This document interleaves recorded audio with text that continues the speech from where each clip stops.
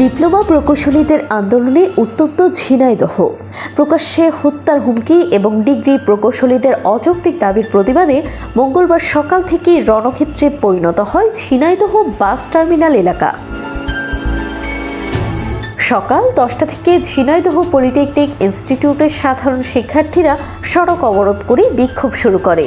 এতে বন্ধ হয়ে যায় দূরপাল্লা ও স্থানীয় রুটের সব যান চলাচল। চরম ভোগান্তিতে পড়েন যাত্রীরা। আমরা কোনো অরাজকতা সৃষ্টি করার জন্য এখানে উপস্থিত হয় নাই, আমরা উপস্থিত হয়েছিলাম আমাদের অস্তিত্ব রক্ষার জন্যে।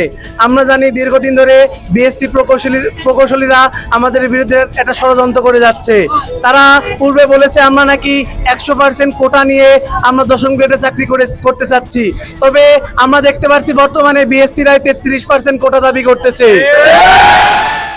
শিক্ষার্থীদের দাবি, প্রকৌশল সেক্টরের সমস্যা নিরসনে গঠিত তথাকথিত অদম্য কমিটি বাতিল করতে হবে এবং ডিপ্লোমা প্রকৌশলীদের নিরাপত্তা নিশ্চিত করতে হবে। টানা 2 ঘন্টা পর ঘটনাস্থলে আসেন জেলা প্রশাসক। অবশেষে প্রশাসনের পক্ষ থেকে দাবি মেনে নেওয়ার আশ্বাস মিললে দুপুর 12টার পর সড়ক ছেড়ে দেয় শিক্ষার্থীরা। বর্তমানে যান চলাচল স্বাভাবিক রয়েছে। এই দেশ, সম্পূর্ণ দেশ এখন চালাচ্ছে প্রযুক্তি খাত, চালাচ্ছে ডিপ্লোমা ইঞ্জিনিয়াররা। আমাদের যদি দাবি মেনে না নেওয়া হয় তাহলে আমরা কমপ্লিটলি শাটডাউন কর্মসূচিতে যাব। জান্নাতুল তাহসিন, ডেস্ক রিপোর্ট, ডেইলি সকালবেলা।